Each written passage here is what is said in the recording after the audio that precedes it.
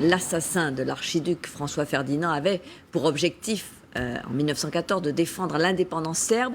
C'est ainsi que son geste a déclenché, par le jeu des alliances, le premier conflit mondial. D'un côté, donc, l'Autriche-Hongrie alliée à l'Allemagne, de l'autre, la Serbie associée à la Russie, puis à la France et à l'Angleterre. Olivier Santiquet et Thierry Valta reviennent sur la genèse de cette guerre qui a fait près de 9 millions de morts. 28 juin 1914 à Sarajevo, l'héritier du trône d'Autriche-Hongrie est en voyage officiel avec sa femme. Quelques minutes après le tournage de cette séquence, ils seront assassinés.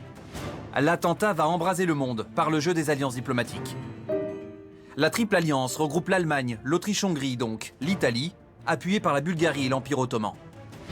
Face à ce bloc, la triple entente allie la France, le Royaume-Uni, la Russie, confortée par la Serbie et le Japon.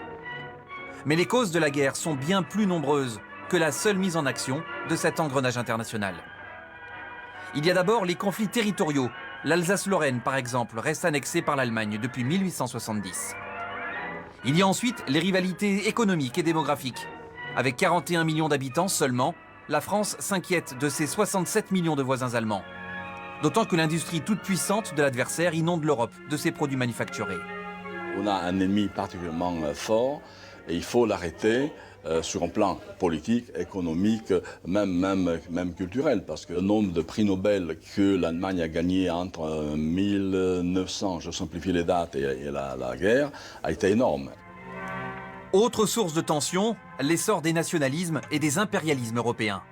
Avec une grande frustration allemande sur la question coloniale. En Afrique, par exemple, Français, Britanniques et Belges se sont répartis le continent et n'ont laissé que des miettes.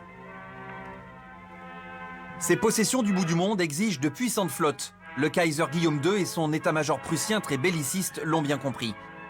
Ils ont lancé le pays dans une construction navale sans précédent, et les cuirassés ultramodernes s'ajoutent aux milliers de pièces d'artillerie coulées dans les aciéries. Ce volontarisme nourrit la course aux armements entre grandes puissances et la tentation presque naturelle de se servir de ces outils. Personne à l'époque n'imagine les pertes qu'ils entraîneront.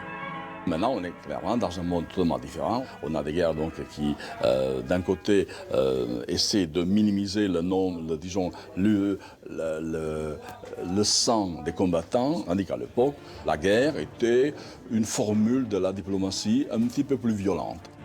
Voilà peut-être la principale raison du conflit. La certitude qu'il sera court, peu coûteux, classique. Il fera en fait plus de 18 millions de morts, dont la moitié parmi les civils, et 21 millions de blessés.